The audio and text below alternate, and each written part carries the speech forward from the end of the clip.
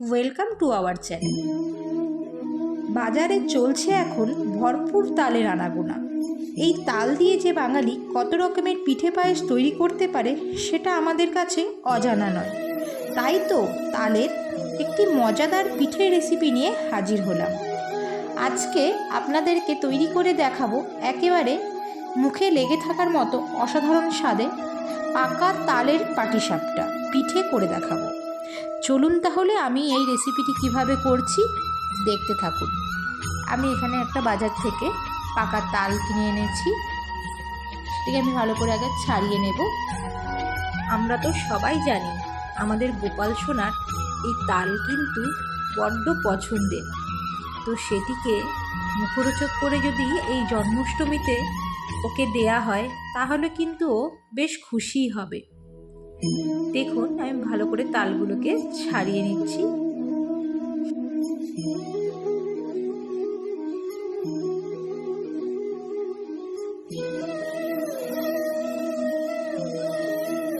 আমি তালটির খোসা খুব ভালো করে পরিষ্কার করে ছাড়িয়ে নিয়েছি।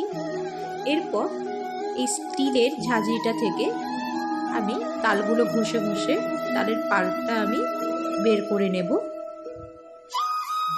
জানো তো বন্ধুরা, আমার ঠাম্মার কাছে আমি দেখেছি, আমার ঠাম্মার না একটা তাল ঘষা ছিল, সেটা কাঠের।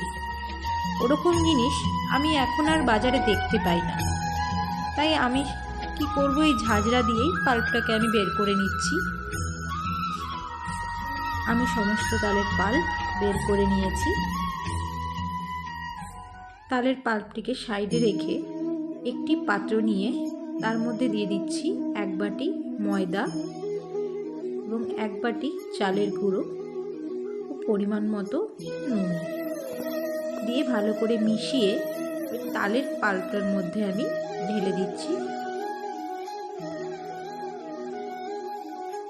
সব কিছুকে হাত লাগিয়ে বেশ ভালো করে মেখে নেব।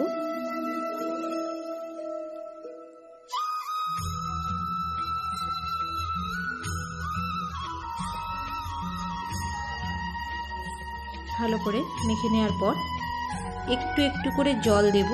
একেবারে খুব বেশি জল দেব না, খুব বেশি আমি এটাকে পাতলাও করব না।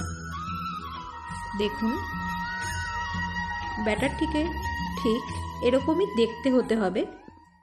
ভালো করে আমি ফেটিয়ে নিচ্ছি যেন ব্যাটারটির মধ্যে কোনো দানা না থাকে। দেখুন একদম মসৃণ করে ফেটিয়ে নিতে হবে। খুব বেশি পাতলাও হবে না, আবার খুব বেশি গাঢ়ও হবে না, ঠিক এরকম। ব্যাটারটিকে সাইডে রেখে ততক্ষণে আমি নারকেলের পুরটা করে নিই। একটি প্লেটে নিয়ে নিচ্ছি নারকেল কোড়া, তার মধ্যে আমি দিয়ে দিচ্ছি চিনি আমি এখানে 1 বাটি নিয়েছি। আপনারা চাইলে কমও নিতে পারেন কি বেশিও নিতে পারেন। দিয়ে আমি ভালো করে হাতের সাহায্যে একটু চটকে দিয়ে কড়াইতে দিয়ে দিচ্ছি। তারপরে দিয়ে দিচ্ছি কয়েকটা এলাচ, দিয়ে বেশ ভালো করে নাড়াচাড়া করে নিচ্ছি।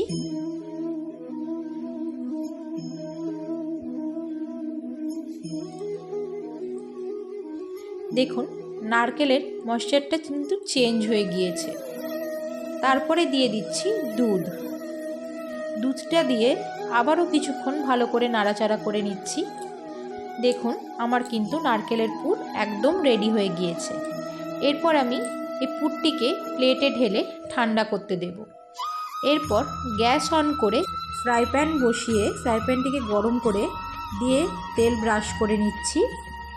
তারপর 1 হাতা ব্যাটারটি দিয়ে হাতার সাহায্যে একটি শেপ দিয়ে নিচ্ছি।